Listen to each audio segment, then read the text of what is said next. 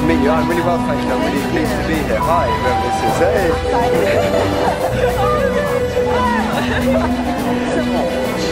How you do it? What are you thinking? I want to invent a new monster.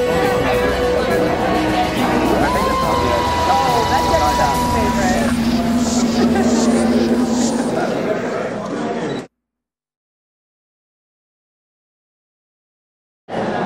Well, it feels like more work, and it's really exciting. I mean, I was saying to myself, do I have control of the show, or does it have control over me? You know, it's such a monster to keep going.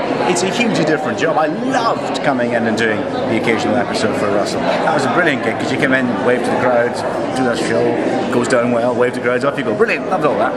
But how could I turn down doing this? You know, it's just so challenging and huge, and there's absolutely nothing that you don't learn about television doing this job.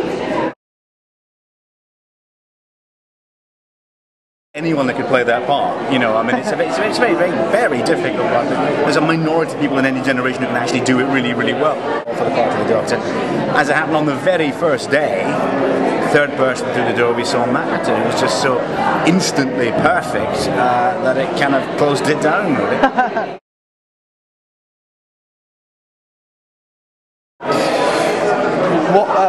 From my experience, oh God, everything, you know, my whole life, I looked a lot at Albert Einstein, and you know, because I had a lot of time.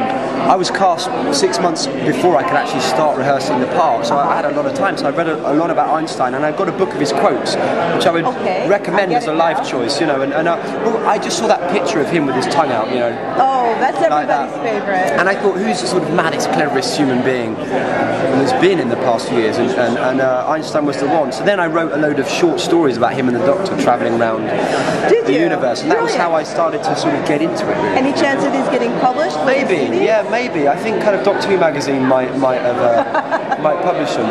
Who knows? No, I'm too young. It wasn't on television while I was growing up. So no, I wasn't that familiar with the show, which is interesting coming into it from that angle, actually. And it's funny because sci-fi, I think in general, really, and especially Doctor Who, really sort of sucks you in, and then you feel part of the world, and that's what's happened, and it's really exciting. To be honest, I never think in those terms. I think that's what's a great story. And if a great story entails bringing something back, I'll bring it back. First and foremost, it's a great story. To be honest, fans always start every third sentence with bring back.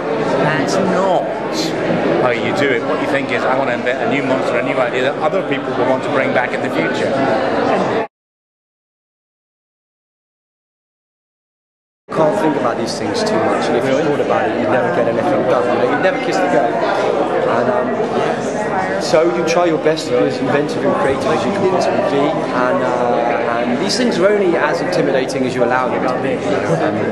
I've got a job to do, and I can't let anything get in the way with that, so I don't consider the past too much. You know. You know, I played a soothsayer in ancient Rome. Right. Kind of rules out the fact that I'm going to come back as the companion, you know? Well, because, you know, they're usually sort of a modern day Earth girl. But I did, and that's exciting. You know, anything's possible in Doctor Who.